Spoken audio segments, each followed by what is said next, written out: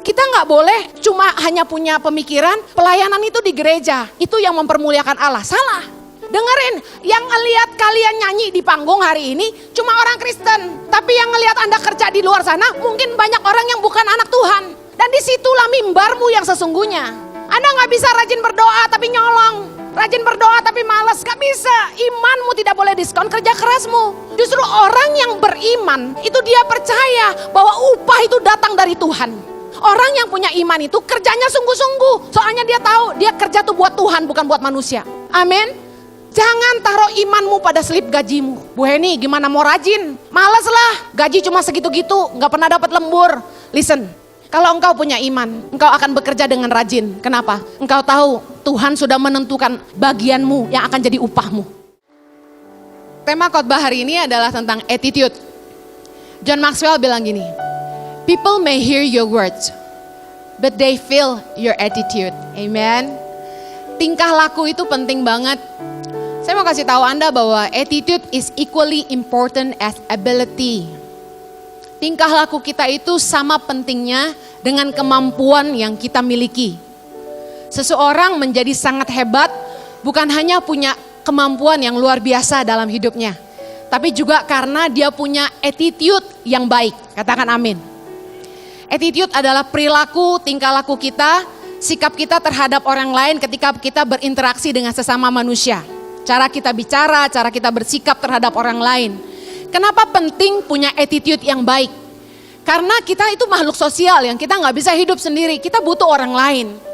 Kita gak boleh bersikap hari ini karena gue butuh gue baik, tapi besok kalau gak butuh gue gak baik. Kita gak boleh gitu, amen. We don't know what happen next. We need one another. Katakan sebelah kanan kirimu, saya butuh kamu. Yang suami bilang ke istri dengan penuh cinta gitu dong. Karena masalah attitude ini gak hanya hubungan antar teman, antar relasi kerja, tapi attitude ini berlaku untuk semua orang dari segala kalangan, segala golongan, khususnya dalam rumah tangga. Tahukah saudara bahwa hard skill, kemampuan, ability itu bisa dipelajari. Skill itu bisa dipelajari. Anda bisa les, Anda bisa belajar, bisa sekolah, bisa baca buku. Tapi tingkah laku, attitude yang buruk itu sangat susah diubah. Kadang-kadang kita tuh harus ngadepin, diuji, diproses, ngadepin masalah besar baru attitude kita berubah. Contoh, orang kaya mesti bangkrut dulu baru rendah hati. Nah itu bahaya.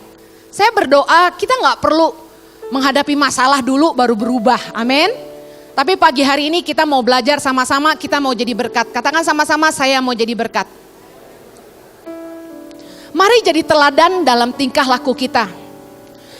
Ketika orang lain terganggu dengan sikap atau perkataan kita, kita sudah jadi batu sandungan buat orang lain. Ketika perkataan kita atau tingkah laku kita mengganggu orang, itu kita sudah jadi batu sandungan. Saya setuju ada orang yang bilang gini bahwa hidup kita nggak butuh pengakuan orang lain. Kita nggak bisa menyenangkan semua orang, betul saya setuju. Tapi jangan jadikan itu alasan untuk kita tidak mau berubah. Kalau kita tahu bahwa hidup kita jadi batu sandungan, mungkin kita perlu introspeksi diri dan berdoa supaya Tuhan menolong kita jadi pribadi yang lebih baik, amin. 1 Timotius 4 ayat yang ke-12, mari kita baca sama-sama. Jangan seorang pun menganggap engkau rendah karena engkau muda. Jadilah teladan bagi orang-orang percaya dalam perkataanmu, dalam tingkah lakumu, dalam kasihmu, dalam kesetiaanmu, dan dalam kesucianmu. Penting sekali untuk kita bisa jadi berkat buat orang lain, supaya Yesus dipermuliakan dalam hidup kita. Kita mesti belajar punya attitude yang baik, dan bahkan lebih dari itu, kita harus jadi teladan dalam perilaku kita. Katakan amin. Kalau kita nggak punya attitude yang baik, hidup kita itu bisa melemahkan iman orang. Yang kedua, kalau kita nggak punya attitude yang baik, kita bisa mengacaukan orang, bikin orang bingung. Yang ketiga, kita bisa bikin nama Tuhan dan ajaran orang Kristen dihujat orang. Gak heran kita banyak dengar orang lihat kelakuan orang Kristen lalu bilang gini, orang Kristen kok kayak gitu. Padahal kesalahan satu orang tapi digeneralisasi semua orang Kristen kayak gitu. 3 prinsip hidup saya dari dulu. Yang pertama, saya pegang prinsip saya nggak boleh jadi beban buat siapapun. Hidup saya nggak boleh jadi benalu, saya nggak mau jadi beban. Yang kedua, saya nggak boleh aji mumpung. Yang ketiga, saya nggak boleh berhutang.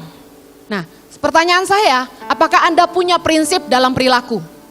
Kalau Anda nggak punya prinsip dalam perilaku, nggak heran Anda nggak peduli tentang perilaku Anda sendiri. Tapi dengan punya prinsip hidup, kita jadi menjaga tingkah laku kita. Karena prinsip kita dalam hidup akan menentukan perilaku kita dalam hidup. Yang setuju katakan amin. Beberapa attitude yang jadi batu sandungan. Mari refleksi ya. Saya tidak menghakimi siapapun, tapi mari belajar sama-sama. Yang pertama, kemalasan. Orang malas tuh jadi batu sandungan, katakan amin. Yang kedua, sikap tidak toleransi. Itu jadi batu sandungan. Orang puasa kok uploadnya makanan mulu di IG. Ya. Yang ketiga, aji mumpung. Suka aji mumpung sama kebaikan orang lain. Yang keempat, tidak menghormati orang lain. Nggak respect sama orang. Yang kelima, emosional, pemarah, nggak bisa kontrol diri. Keenam, kebiasaan berhutang, tukang ngutang. Ketujuh, keegoisan, selfish, apa-apa buat diri sendiri, apa-apa buat diri sendiri. Nah, sikap tingkah laku ini, attitude ini, seringkali jadi batu sandungan buat orang lain. Mari saya mau bahas hanya 4 hal pagi hari ini. Yang pertama saya mau bahas tentang kemalasan. Dalam 1 Timotius 5 ayat yang ke-13 kita baca sama-sama. Lagi pula dengan keluar masuk rumah orang, mereka membiasakan diri bermalas-malas. Dan bukan hanya bermalas-malas saja, tetapi juga meleter dan mencampuri soal orang lain dan mengatakan hal-hal yang tidak pantas. Kerjaan pemalas itu cuma tiap hari ngurusin urusan orang. Padahal dirinya sendiri nggak bikin apa-apa. Biasanya orang malas itu taunya tukang komentar. Ngomentarin hidup orang lain. Sementara waktunya dia buang hanya duduk gosip sana gosip sini. Saya bukan nggak setuju ibu-ibu setelah nganter anak sekolah terus ngumpul-ngumpul sama de emak-emak. Tapi dengerin. Apakah obrolannya bermutu? Kalau hanya karena males, dengar, ibu rumah tangga tuh masih rajin. Wanita bijak itu mengurus rumah tangganya, amin. Kalau Anda tanya, Bu Heni, ibu sibuk ngurus yayasan, masih ngurus rumah tangga enggak? Jangan salah loh. Tiap pagi, saya itu nyiapin sarapan buat anak-anak saya. Tiap hari yang siapin beli roti buat anak saya, sarapan apa besok tuh saya. Enggak cuma anak-anak, saya juga ngurusin sarapan staf. Kantor kami kan di rumah, sekitar 20 staf dan beberapa orang yang tinggal bersama kami. Sehari sekitar 40 mulut, saya yang pikirin mesti makan apa. Ya kerja, ya pelayanan, yang ngurus rumah. Suami saya itu tipe suami yang maunya dilayani, yang namanya laki-laki. Dia tinggal ngomong, mau makan. Habis itu piring udah saya siapin, nasi udah saya sendokin, minum udah saya siapin, dia tinggal duduk manis dan makan aja. Jojo itu udah kayak Potifar, tidak ada yang diurus selain makanannya sendiri. Nah itu udah kurang lebih ya. Jadi semuanya dari kaki sampai kepala istrinya yang ngurusin. Jadi ibu rumah tangga tuh mesti rajin. Bukannya kalau ada waktu cuma berceloteh, bercerita tidak penting. Urus keluarga kita, amin. Jangan shopping dan holiday aja.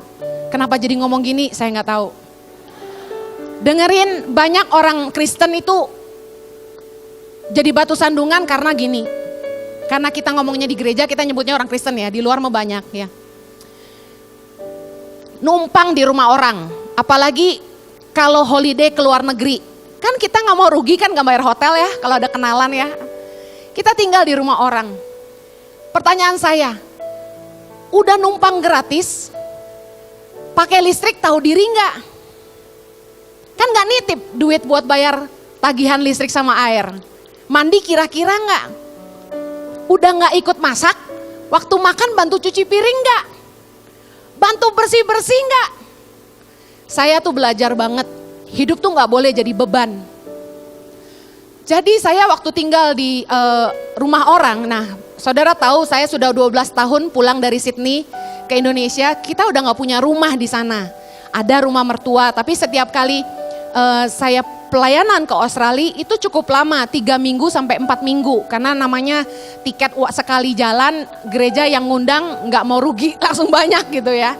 Nah, kami pelayanan di sana, kami numpang di rumah orang. Meskipun numpang di rumah teman baik atau di keluarga dekat, kami tahu diri. Saya bangun pagi-pagi, padahal saya tuh tidurnya malam loh. Tapi saya bangun pagi-pagi, saya siapin sarapan buat serumah, kemudian saya bersih-bersih, anak-anak saya bangunin, sarapan, selesai semua sarapan, seisi rumah sarapan, saya beresin, saya lap meja, saya cuci piring, habis itu saya masak buat makan siang, saya masak buat makan malam, saya siapin di dapur, saya cuci dapurnya karena bekas masak itu pasti minyaknya kemana-mana, saya lapin semuanya, tata semua rapi, baru saya mandi. Anak-anak udah selesai mandi, suami udah selesai mandi, saya cuci kamar mandi, saya pastikan rambut anak-anak saya nggak ada yang nempel di lantai, rambut saya nggak jatuh di lantai, saya bersihin semuanya, debu-debu saya lapin, bekas sikat gigi, kaca tuh suka basah ya, bekas odol-odol, nyipret-nyipret, nah saya lapin. Saya pastikan saya tinggal di rumah orang tuh, saya nggak bikin orang tuh bete. Nah banyak kita nggak kesadaran, udah numpang nggak mau bantu-bantu. Udah numpang gratis nggak mau bantu nih student-student yang kuliah di Bandung. Mungkin Anda numpang di rumah saudara. Dengerin, jangan jadi beban, jangan malas. Amin. Kita harus belajar jadi berkat. Bantulah bersih-bersih. Bantu cuci mobil kek, bantu cuci piring kek. Saya di Indonesia katanya selebriti, kalau di Australia jadi tukang laundry. It's okay. Saya bantu cuci-cuci baju, cuci piring, tangan sampai rusak. Karena kulit saya sebenarnya sensitif terhadap sabun. Tapi nggak apa-apa, saya happy. Selama hidup kita jadi berkat buat orang. Anda pikir jadi berkat hanya cukup khotbah aja? No, orang lihat hidup kita turun dari mimbar ini. Amin. Dengar baik, jangan malas. Kita harus jadi berkat, bukan jadi beban. Katakan sebelah kanan kirimu, kamu harus jadi berkat, bukan jadi beban. Dengar, kalau udah nggak bisa nolong, jangan malah nyusahin orang. Orang yang malas, saya lihat mentalnya tuh pengemis. Apa mental pengemis?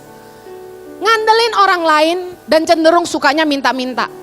Saya ketemu beberapa orang, ada di keluarga besar juga, malasnya minta ampun. Kerjaannya ngantri ke rumah saudara dari satu rumah ke rumah yang lain. Ngapain? Cuma minta-minta doang. Bukan gak bisa kerja. Malas. Mami saya umurnya sudah 61 jalan 62, tapi masih kerja sampai sekarang.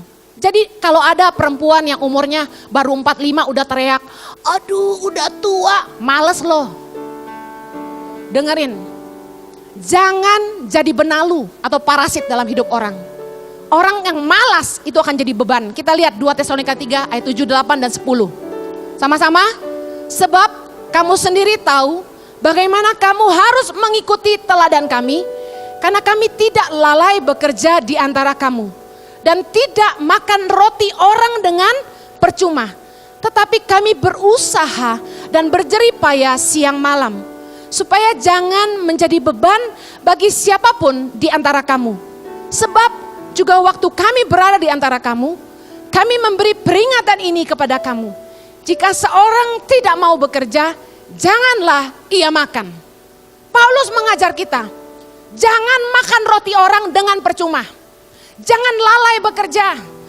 Dengar, kalau ada orang yang malas kerja, jangan makan. Amin. Gak ada alasan untuk kita jadi pemalas kalau kita mau jadi berkat. Buat orang-orang yang bekerja, dengar, imanmu tidak boleh mendiskon kerja kerasmu. Doa kuat sih, puasa kuat. Tuhan berkati aku, tapi kerja males, datang terlambat, hitung-hitungan. Bagaimana attitude Anda di dunia kerja? Waktu Anda datang ke tempat kerja, apakah terlambat? Ketika duduk di kantor, apa hal pertama yang Anda kerjakan? Rata-rata nih, bikin kopi. Sarapan tuh di rumah, bukan di tempat kerja. Amin. Saya nggak nyindir staf saya loh ya, karena kebetulan saya suka ngasih makan, jadi saya selalu siapkan sarapan.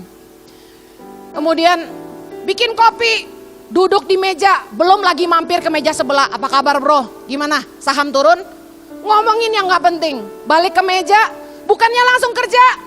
Buka Facebook, ngecek Instagram, ngecek email pribadi, baru berapa lama kemudian ngecek kerjaan. Enggak cuma itu, bolak-balik bikin kopi, bolak-balik ngerokok, kerja mah berapa jam, banyakan makan dan ngomong doang. Kalau udah nggak ada ide, alasannya gini, maklum seniman itu mut-mutan, butuh ide dan saat ini belum ada pencerahan. Jadi saya butuh keluar masuk lah ya, lihat pemandangan hijau ya. Kemudian masuk lagi gangguin orang, bercanda-bercanda nggak jelas. Habis itu nonton YouTube ya, alasannya dengar khotbah Bu Heni. Udah gitu lihat lapak.com, kemudian buka Tokopedia, buka belibeli.com, cari tiket murah ke Bali. Dengerin. Kalau Anda kerja modelnya kayak begini, saya bisa ramal Anda. Lu gak bakal naik pangkat dan gak lama lagi lu keluar dari situ. Orang yang attitude-nya malas gak bakal dibutuhin. Kita gak butuh orang hebat, kita butuh orang yang karakternya luar biasa. Orang yang sedang-sedang masih bisa diajarin. Skill itu bisa dipelajari. Tapi attitude yang buruk itu sulit diubah. Orang yang kayak begini gak layak dihargai di tempat kerja, keluar aja. Dengar baik. Saya dari masih sangat muda, saya pegang prinsip ini, bahwa kalau saya kerja, saya mesti kerja sungguh-sungguh. Karena kenapa? Bagi saya pekerjaan saya itu pelayanan saya. Kita nggak boleh cuma hanya punya pemikiran, pelayanan itu di gereja, itu yang mempermuliakan Allah. Salah. Dengerin, yang ngelihat kalian nyanyi di panggung hari ini cuma orang Kristen. Tapi yang ngelihat Anda kerja di luar sana, mungkin banyak orang yang bukan anak Tuhan. Dan disitulah mimbarmu yang sesungguhnya. Anda gak bisa rajin berdoa tapi nyolong. Rajin berdoa tapi malas, gak bisa. Imanmu tidak boleh diskon kerja kerasmu. Justru orang yang beriman, itu dia percaya bahwa upah itu datang dari Tuhan. Orang yang punya iman itu kerjanya sungguh-sungguh. Soalnya dia tahu, dia kerja tuh buat Tuhan bukan buat manusia. Amin. Jangan taruh imanmu pada slip gajimu. Bu Heni gimana mau rajin? Males lah. Gaji cuma segitu-gitu, gak pernah dapat lembur. Listen, kalau engkau punya iman, engkau akan bekerja dengan rajin. Kenapa? Engkau tahu Tuhan sudah menentukan bagianmu yang akan jadi upahmu. Saya waktu masih full time di gereja dulu, persembahan kasih gak seberapa. Tapi Tuhan itu luar biasa. Saya gak pernah hitungan waktu, kerja lembur-lembur, gak pernah dibayar tapi saya sukacita. Gak pernah hitung-hitungan. Saudara tahu, dari kami menikah sampai hari ini, kami gak pernah ngontrak. Kami cicil rumah, biarpun kecil, dari dulu. Tuhan itu setia, kalau kita sungguh-sungguh pakai hidup kita jadi ibadah yang berkenan kepada Allah. Amin. Amsal 12 ayat 24, mari baca. Tangan orang rajin memegang kekuasaan, tetapi kemalasan mengakibatkan kerja paksa. Dengar, kenapa Anda berangkat hari Senin itu ke tempat kerja bete? Monday is the worst day. We have to go to work. Males banget. Hey listen, orang yang rajin itu memimpin dirinya sendiri. Dia mungkin bukan manajer, tapi orang yang rajin itu dia yang pimpin dirinya sendiri. Hari ini gue mau kerja apa dan habis ini gue kerja apa. Dia tidak mengerjakan pekerjaannya dengan terpaksa, tapi karena dia tahu dia yang pimpin dirinya sendiri. Orang rajin akan jadi pemimpin. Tapi orang malas, biarpun dia manajer, dia kerja tuh kayak orang dipaksa. Kayak kuda, mesti dipecut baru lari. Apakah Anda pemimpin atas hidupmu sendiri? Orang yang rajin pasti akan pegang kekuasaan. Katakan amin. Attitude yang kedua yang jadi batu sandungan. Disrespect. Sulit menghargai orang. Gak bisa menghormati orang lain. Efek dari disrespect ini banyak sekali. Yang pertama adalah orang ini emosional. Tidak bisa mengontrol diri sendiri. Amarahnya meledak-ledak kepada siapa saja. Tapi tipe ini biasanya kalau sama yang lebih kaya, sama orang yang punya kedudukan, dia bisa hormat. Tapi ketika dia dengan orang yang sejajar atau di bawahnya, dia bisa tidak hormat sama sekali. Bahkan sama aparat pemerintah bisa nggak hormat. Ya. Nah orang yang sulit respect sama orang, nggak bisa mengendalikan emosi. Jadi pemarah, angry bird. Saya kasih contoh tadi pagi, Pak Jokowi lagi di Bandung. Kita hormatkan sama Pak Jokowi, amin. Kalau kita hormat sama Pak Jokowi, kita nggak mungkin marah sama Pak Jokowi seenaknya. Katakanlah Pak Jokowi salah ngomong tentang Bandung. Anda Anda berani langsung protes dengan teriakan tidak sopan? Jokowi Dodo, kenapa Anda merendahkan orang Bandung? Nggak mungkin. Katakanlah Pak Jokowi salah ngomong doang. Nggak mungkin kita kurang ajar. Kenapa? Dia Bapak Presiden.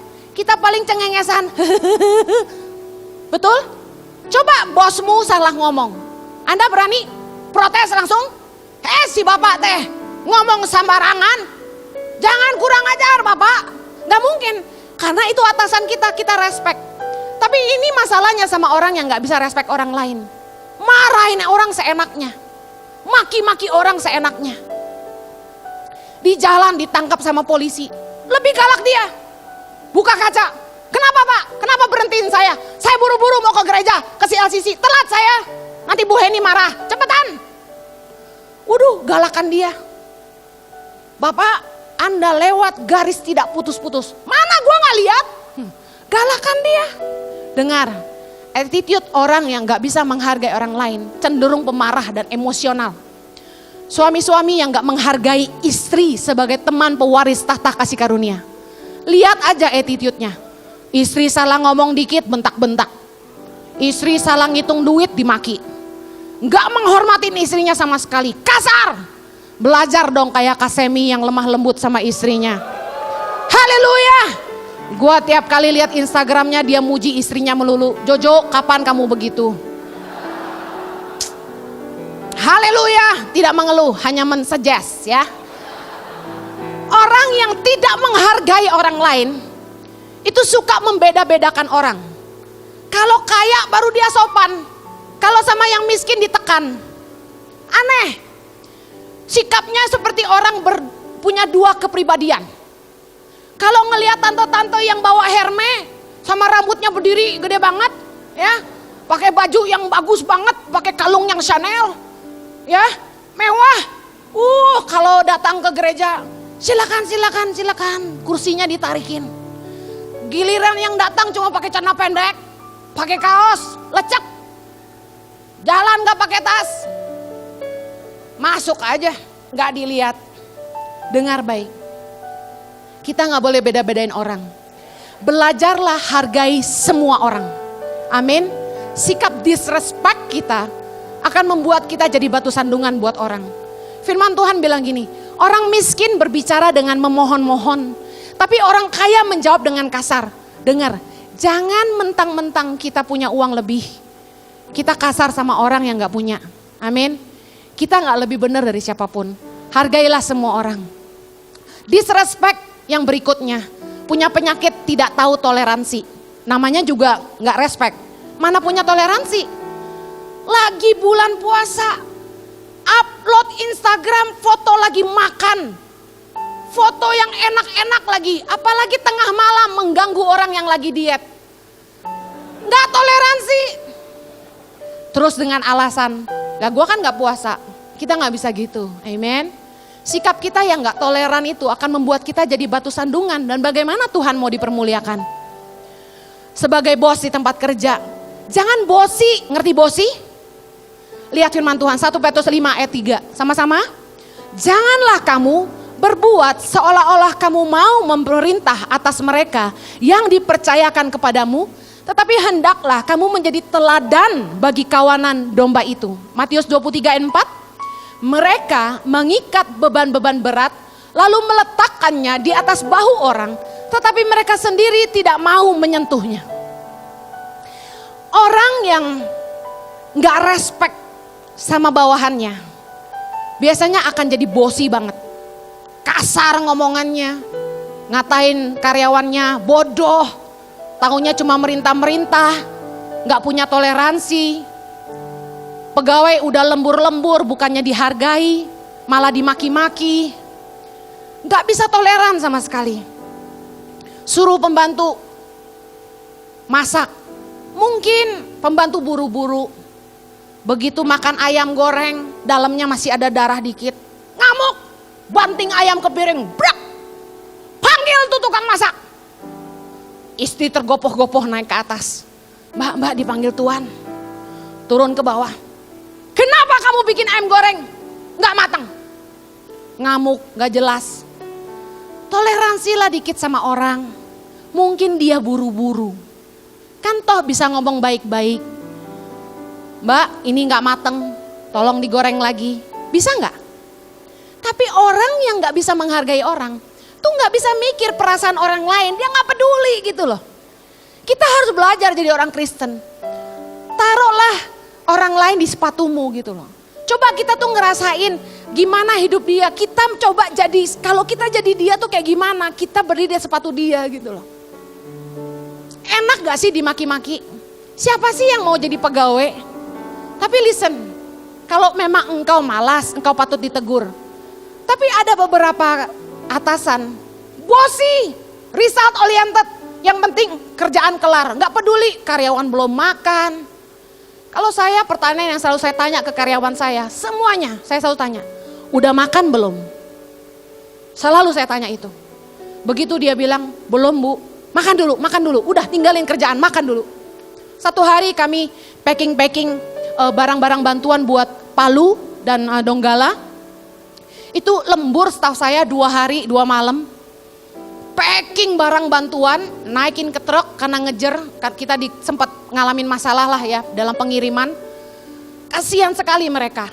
Nah, berat banget barang-barang itu. Nah, saya nggak bisa bantu angkat karena saya punya masalah dengan pinggang belakang. Karena nggak bisa bantu ngangkat-ngangkat, saya berusaha bantu yang saya bisa. Saya selalu kalau sama staff itu nggak pernah cuma merintah-merintah, saya biasanya ikut kerja. Karena firman Tuhan bilang sebagai atasan kita tuh harusnya kasih teladan. Amin. Kalau staff kita suruh lembur, bos lembur enggak? Saya berdiri bersama-sama mereka. Ketika saya lihat mereka kehausan, panas kan di Jakarta, saya lari ke Indomaret, saya pergi beli minuman dingin. Saya bawa dan saya bilang, udah stop, semua stop, minum dulu. Hari sudah malam, kira-kira jam 9. Semua minum. Terus mereka kerja lagi. Terus saya berpikir, apa yang saya bisa lakukan untuk mengurangi beban mereka. Saya teriak gini, ada amin buat martabak? Semua teriak, amin. Saya pesen Gojek martabak, semua sukacita. Harusnya jadi atasan tuh, kita mikirin karyawan kita. Bukan hanya mikirin diri kita sendiri, amin. Belajarlah menghargai karyawan kita, bahwa mereka lah yang bekerja susah payah buat kita gitu loh. Gak ada seorang pun yang bisa jadi superhero, superman. Kita harus kerja bareng-bareng. Tangan Pengharapan gak akan bisa menjangkau 70 titik 5.100 anak hari ini kalau gak ada staf saya di seluruh Indonesia yang mau memberi hidupnya sungguh-sungguh dan hatinya untuk bangsa ini. Amin. Kita harus peduli sama mereka. Hargailah semua orang. Amin. Yang berikutnya, saya dengar banyak orang Kristen itu yang suka berhutang. Hutangnya banyak banget.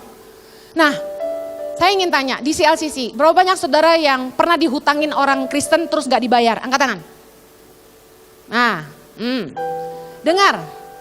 Sekarang saya mau ngomong dulu sama orang-orang yang suka ngasih utang. Ngomong gak enak, ditahan nyesek. Apa itu? Nagih utang.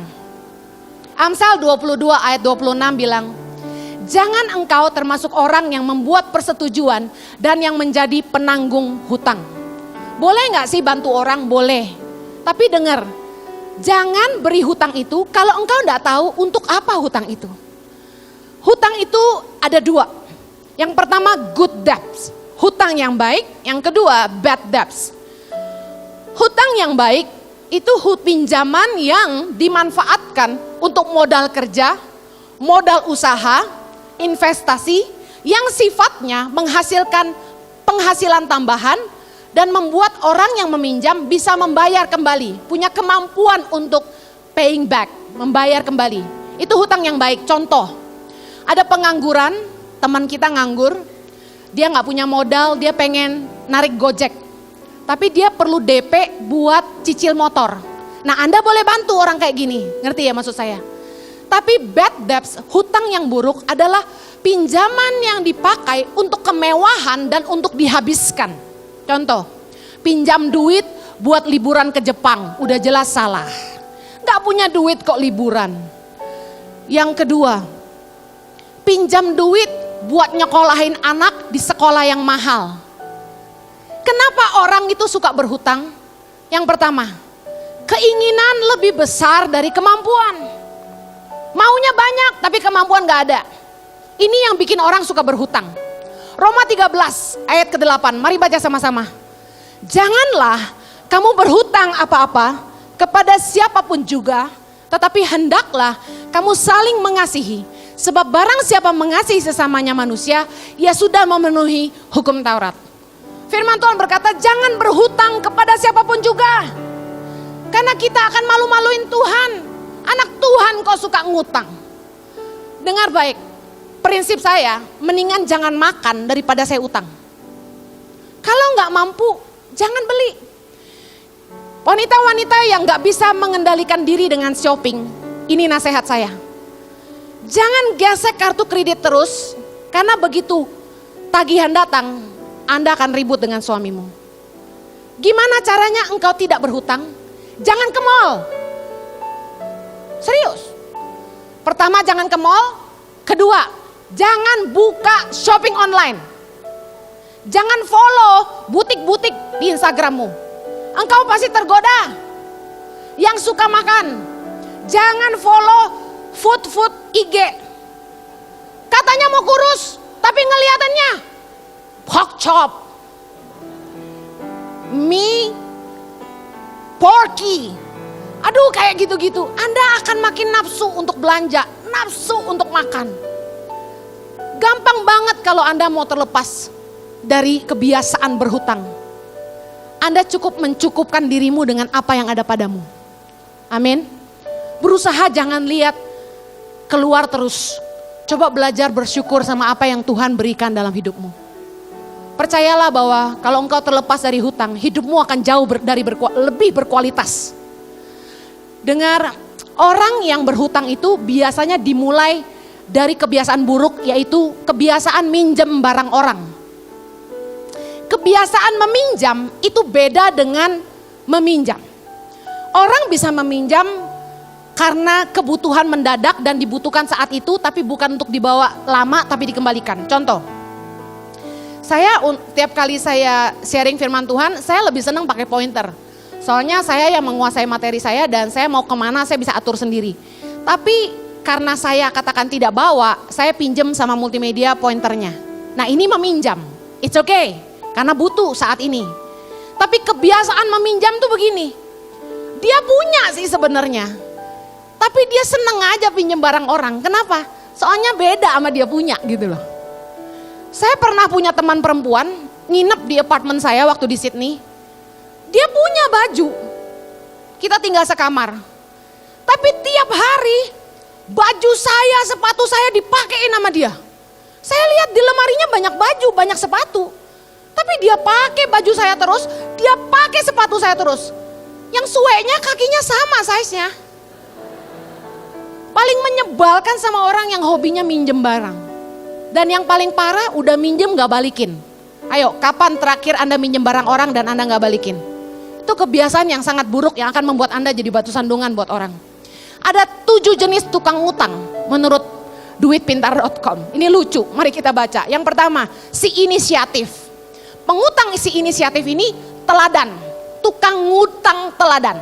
Gak usah ditagih, dia bisa inisiatif, gue bayar Senin. Wah, top. Tapi tetap, jangan suka ngutang. Yang kedua, pengutang si pelupa. Namanya juga lupa, pasti harus selalu diingetin. Hati-hati tapi, kalau tipe begini, Anda lupa, dia bebas dari hutang. Yang ketiga, si pengalih pembicaraan. Dia paling pintar ngalihin ngomongan begitu kita udah mau nagih hutang. Pintar, dia bisa cerita macam-macam, kita akhirnya terjebak dan melupakan tadinya tujuan kita awal datang buat nagih hutang. Yang keempat, si pura-pura lupa. Ya, si pura-pura lupa. Kalau tadi pelupa, nah ini pura-pura lupa. Pengutang yang seperti ini suka lupa, hilang ingatan. Dia bisa gak sadar, begitu dia ada duit, dia ada duit. Tapi dia pura-pura lupa kalau dia punya utang. Begitu ketemu sama kita, dia bilang gini, aduh kemarin tuh sebenarnya gue udah ada duitnya, tapi lu gak nongol sih jadi gue lupa, katanya gitu. Yang kelima, pengutang si sok sibuk. Tiap kali ditelepon buat nagih utang, dia selalu alasan, sorry gue lagi banyak kerjaan, sorry gue lagi meeting. Seolah-olah hutangnya gak penting. Yang berikutnya, pengutang yang pura-pura miskin, ini paling nyebelin buat saya. Karena pernah saya ngadepin yang kayak gini, pinjam duit melulu. Udah gitu gak pernah bayar. Alasannya gini, sorry Hen, laki gue gajinya ngepas banget. Buat bayar pembantu aja kurang. Buat bayar uang sekolah anak aja susah Hen. Pura-pura kere. Tapi saya lihat di Instagram, dia ngafe melulu. Makan restoran mewah, shopping melulu. Dalam hati saya nih kebangetan, utang gak bayar lu mewah-mewah. Sampai sekarang dia gak bayar utangnya. Gue liatin funky sana sini terus. Yang ketujuh, si antara ada dan tiada. Nah ini ajaib. Kalau kita datang dia ngilang. Dicari selalu gak ada. Di telepon gak pernah ngangkat. Di WhatsApp gak pernah balas. Wah tipe kayak gini sih ajaib. Kita ada dia gak ada. Tapi dia selalu eksis di Instagram. Hebat. Saudara, kebiasaan ngutang itu gak baik. Kenapa? Anda enak aja ngutang. Tapi tahu gak, Anda merugikan orang yang Anda hutangi. Dan Anda akan menyengsarakan keluargamu. Ada tipe orang yang suka ngutang, yang pusing tuh pasangannya. Saya pernah punya staff dulu, istrinya tukang ngutang, gawat. Semua orang dihutangin, sebut aja. Warung, tukang sayur, adik, ipar, orang tua, temen, semua dihutangin. Suaminya yang babak belur bayarin. Pada akhirnya saya sampai panggil tuh istrinya ke kantor. Saya bilang gini, sekali lagi kamu berhutang, saya keluarkan suamimu dari kantor ini. Bikin perjanjian, tanda tangan, bahwa saya tidak akan berhutang lagi. Kenapa enggak? Saya peduli sama karyawan saya nggak mau dia pusing, stres mikirin utang, akhirnya nggak bisa kerja. Jadi beban juga buat kita. Saya bilang kalau kamu nggak berubah, kamu keluar aja deh dari sini. Saya pusing, ditolong nggak mau. Jangan biarkan hidupmu terjebak dekat orang-orang seperti ini. Dia ngutang Anda bayarin, dia ngutang Anda bayarin, dia ngutang Anda bayarin. Saya kasih tahu, orang kayak gini nggak akan pernah belajar. Sampai tua akan jadi tukang ngutang. Dan biasanya jago bohong dan selalu nyusahin keluarganya. Kasihan orang-orang yang menikah sama orang yang suka ngutang. Tapi kalau engkau punya pasangan yang demikian, saya berdoa Tuhan memberimu jalan keluar. Katakan amin. Suami itu perlu didoakan kalau dia memang tukang ngutang. Saya pada prinsipnya selalu ngajarin ini ke ibu-ibu. Punya suami yang kasar, punya suami yang gak menghargai, punya suami yang tukang ngutang, suami yang gak pintar cari uang tapi selalu selingkuhan, dengar baik. Doain, pilihan suamimu cuma dua. Dia berubah atau dipanggil Tuhan, selesai. Yang keempat, sadis ya? Lah iya kita juga gitu, Anda gak mau berubah pilihannya cuma satu, nunggu aja dipanggil Tuhan, kan gak boleh cerai. Yang terakhir, attitude yang buruk. Yang terakhir yang saya mau ngomong adalah aji mumpung. Nama depannya Aji, nama family name-nya Mumpung. Opportunist. Orang yang opportunist itu mengorbankan orang lain untuk kepentingan sendiri. Fokusnya hanya keuntungan diri sendiri. Yang penting saya kenyang, yang penting saya selamat. Bodoh amat sama orang. Dibagi kue 15 potong. Dihitung staf yang ada berapa orang. Oh, ada 14. Berarti ada lebih satu. Wah, cepet-cepet diambil 2. Selebihnya lu orang satu-satu. Orang tipe aji mumpung biasanya fokus hanya diri sendiri. Rakus serakah itu sifatnya. Gak mikirin orang lain. Ngambil banyak-banyak, diajak makan bersama. Apalagi yang makan meja, yang sayur di tengah. Gua doyan nih, cumi goreng tepung. Wah, langsung disor-sor-sor di piringnya. Kayak orang rakus aja. Dengar Bapak Ibu, kalau anakmu bersikap seperti itu, ini gejala gak baik. Ajarin, saya juga ajarin anak saya. Waktu sayur banyak, kita tahu anak kita paling suka cumi goreng tepung.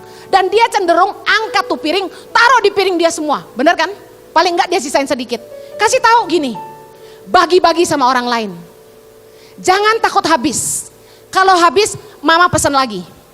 Didik anakmu kayak gini. Kalau enggak, anak kita akan tumbuh jadi orang yang selalu fokusnya hanya diri sendiri. Aji mumpung. Kemudian, memanfaatkan kalau dipinjemin mobil sama orang. Nih yang punya dealer mobil gak tahu suka dipinjemin mobil gak sama orang.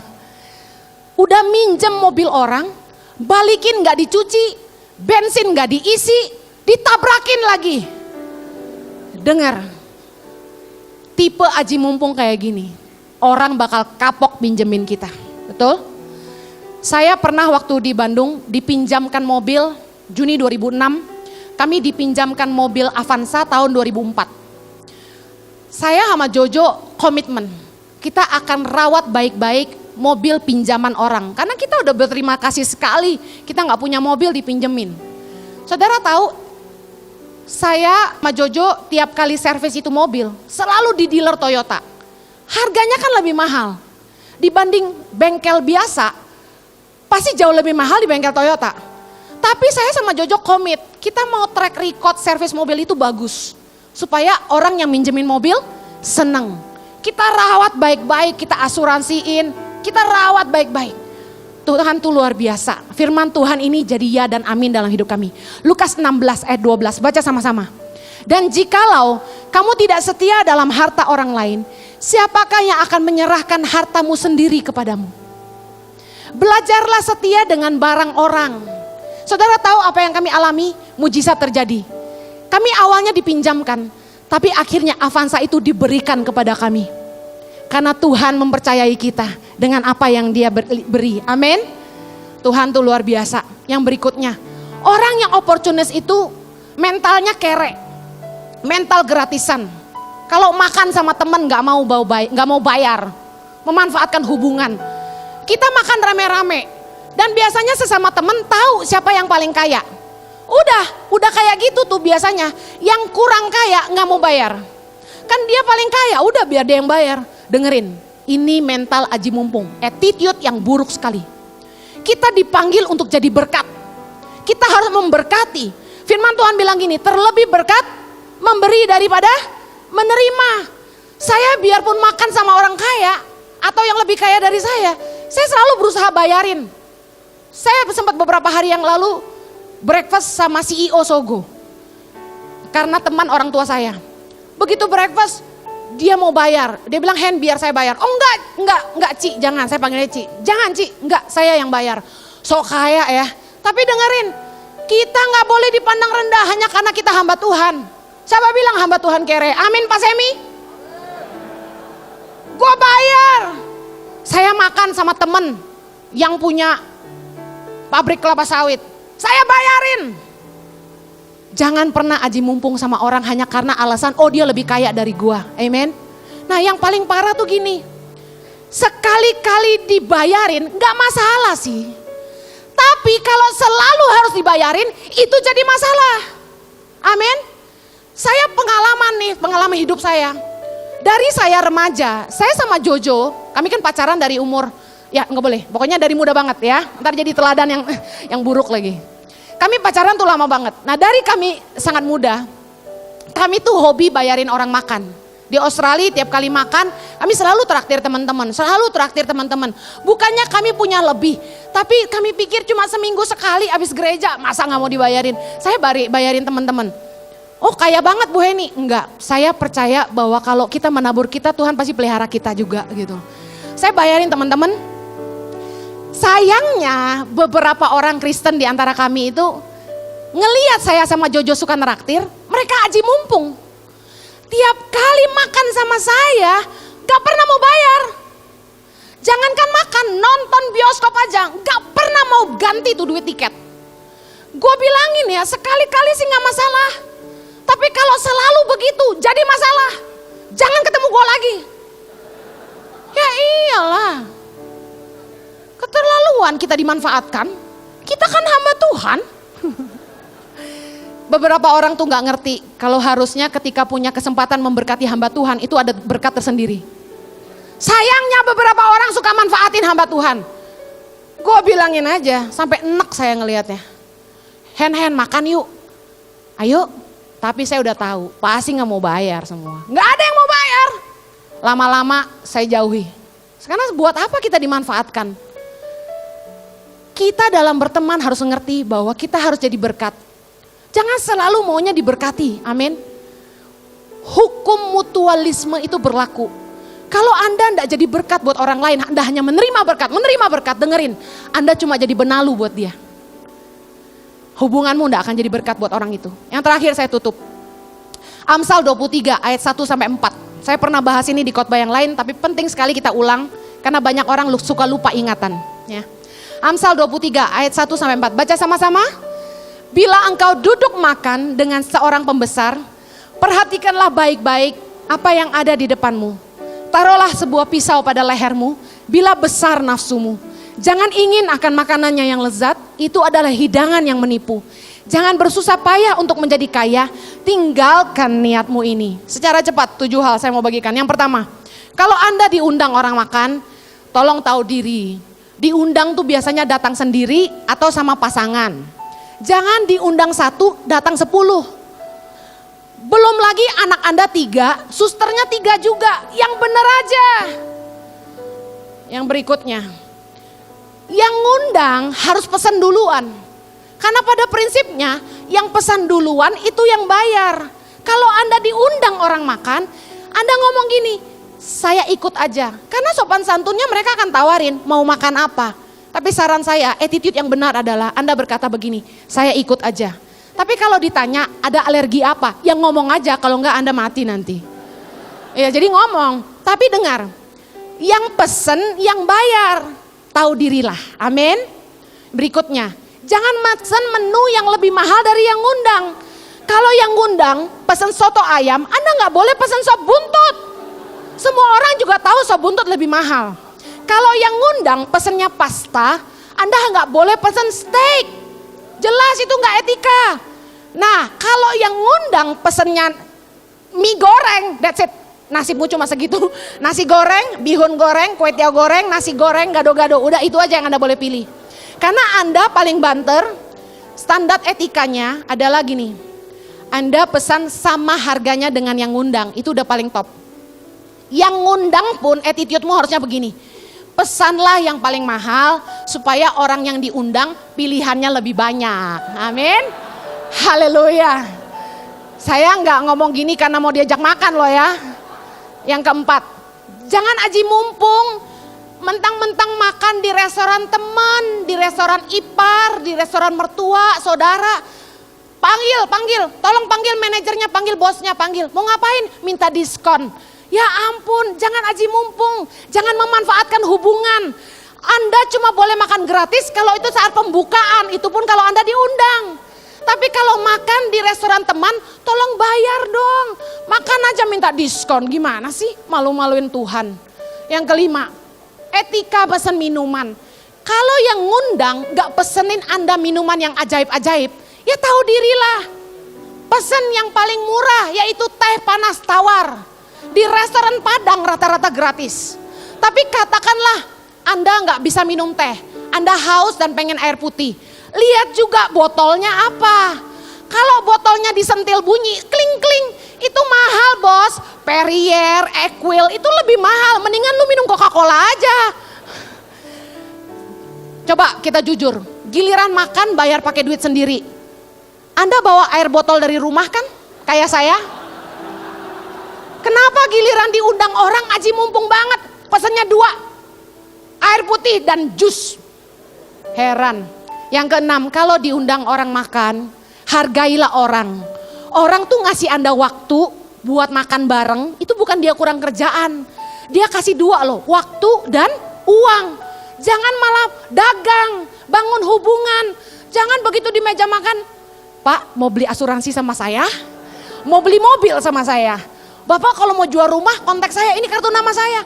Hei, di meja makan itu waktunya bangun hubungan. Pedulilah sama orang yang ngundang, jangan ngomongin diri sendiri terus. Amen.